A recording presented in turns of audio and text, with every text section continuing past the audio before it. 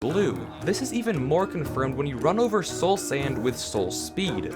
The soul speed enchantment, apart from increasing your velocity over soul blocks, has a very strange particle effect. Small souls or entities seem to rise up from the soul sand, starting out dull and brown but then turning that same shade of blue as you use their energy to go faster. But what all these theories fail to mention is how soul energy exists in the first place. How did it come to be in that soul sand? Soul sand and soul soil, while being the 6th and 7th most common blocks in the Nether, are extremely condensed around the valleys. Sure, there are some small traces of them on the beaches and in non-natural structures, but they don't appear anywhere else, even in overworld ruined portals. Something about the soul sand valley attracts soul sand, and by association, soul energy. And I think the ancient withers have something to do with it.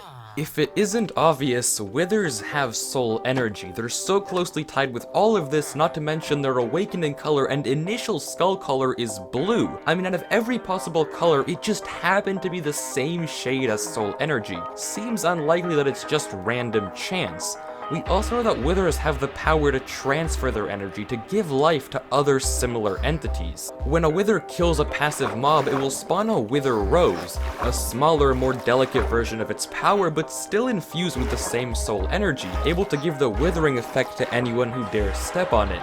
Additionally, in the Bedrock edition of the game, once below half health, the wither just straight up spawns wither skeletons, another more powerful extension of its strength, also infused with the same ability to give withering to others. And isn't it weird that skeletons, mobs that are usually classified with the overworld, randomly spawn in the Nether, and only in the soul sand valleys? So, what am I getting at? The fossils we see in the Nether are much larger than the wither we can summon, but it's my belief that they used to belong to some ancient species of mega wither. Some larger, stronger behemoth that used to roam the Nether, terrorizing anyone that stood in its path. The fortresses and bastions, structures that literally by definition are associated with defense, were specifically constructed to protect from the withers. Whether that be by the pigmen or ancient builders, someone wanted shelter against these raging monsters. They would travel around, killing anything they saw, and with each life stolen, their power grows stronger. Where their soul energy infused skulls landed, netherrack and blackstone turned to soul sand, now infused with the same energy as that within the withers. And when they finally died out, whether it be from lack of prey or some other unknown event, their bodies fell to the floor.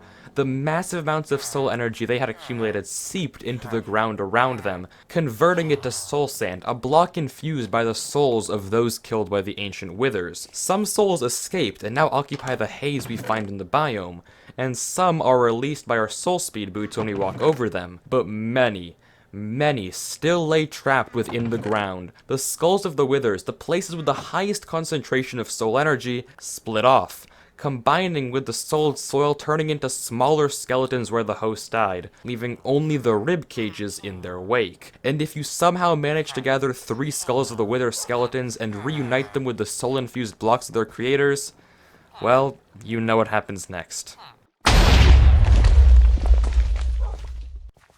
That's why the withers that we summon are so much smaller and weaker. It's the same soul energy possessed by the ancient ones, but only combined with the skulls of their minions, the wither skeletons.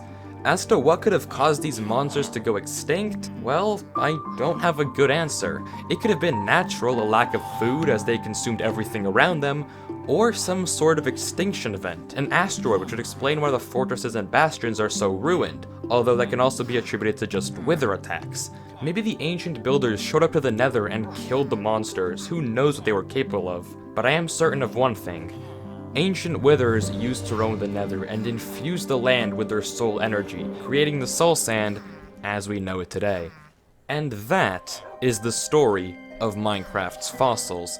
If you have any ideas, suggestions, or things you want to talk about, please be sure to comment them and I'll try to read through as many as I can. If you enjoyed the video, again, please leave a like and subscribe. It helps me out a lot and I really do appreciate it. Shout out to Game Theory, obviously this video was in their style, as well as shout out to Reddit. I'll leave a link to some Reddit posts down below that helped inspire me with this theory. But as always, thank you so much for watching. I hope you enjoyed, and peace out. I'll see you next time.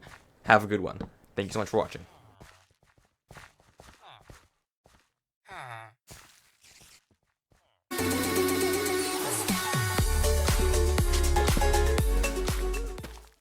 Recently, a YouTuber going by KilloCrazyMan started the Minecraft community by walking all the way to the Farlands. The Farlands are a mesmerizing and kind of haunting bit of Minecraft history that seasoned players are all too familiar with. Walking all the way out there was no easy feat and involved crossing over 12 million blocks. But what if he had gone further? What if instead of going 12 million blocks, KilloCrazyMan walked 24 million, 100 million, a billion blocks? What weird and incredible effects would have happened to his world? From the farthest lands to 128 block long redstone to the complete corruption of sound, what happens to your Minecraft world as you go further and further out? And why do the Farlands actually generate in the first place? Let's find out, and I hope you enjoy.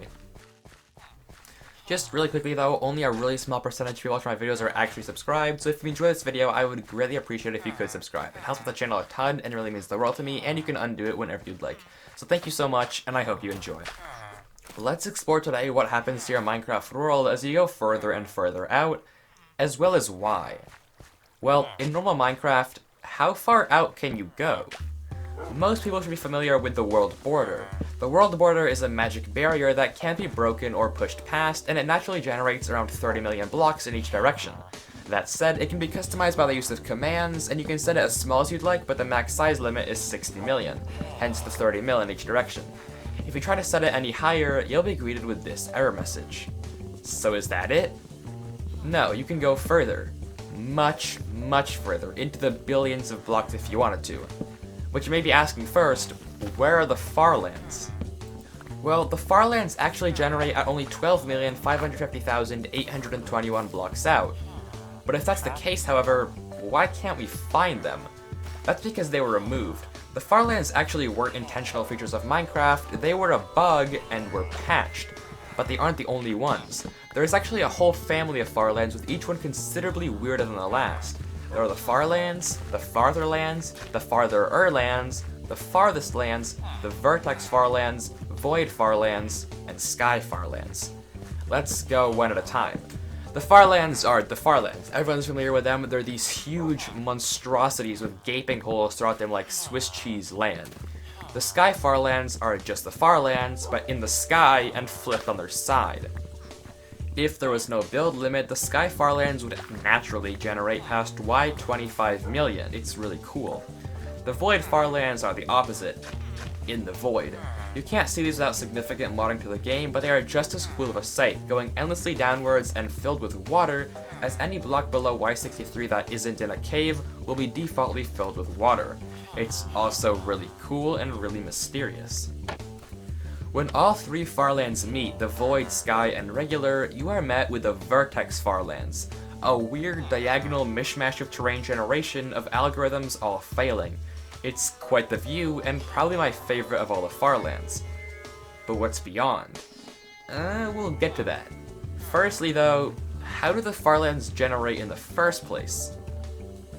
Well, a better question is, how does terrain generate?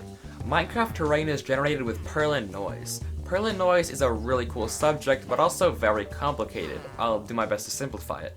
Perlin noise is generated with octaves, and is used to make natural-looking random number generation, or a kind of smooth random. It does this, and I'm massively oversimplifying, by taking a random graph, the first octave, and then adding more octaves on top, each combining with more levels of detail to make the randomization still random, but far more smooth. Minecraft's terrain is built around 16 octaves, with precision down to 171 units per block. Very frequent randomization. Keep that number in mind for later, it will come up again. However, for technical reasons I won't get into, once the numbers get too big, the same not anymore random result is chosen a bunch of times, hence that never-ending air tunnels in the Farlands. It's either a block or air, randomly. The reason the Farlands start where they do is that's the point where the error begins and the overflowing starts. 2 to the 31 divided by 171 units per block begins to overflow at 12,550,800, the exact coordinates of the Farlands. Because the bug is due to code, the Farlands can also generate in the Nether or End, or at least they can with the mod I have. It's really mesmerizing, and I do recommend checking it out, and I'll leave a link to the mod down below if you want to experience the Farlands for yourself.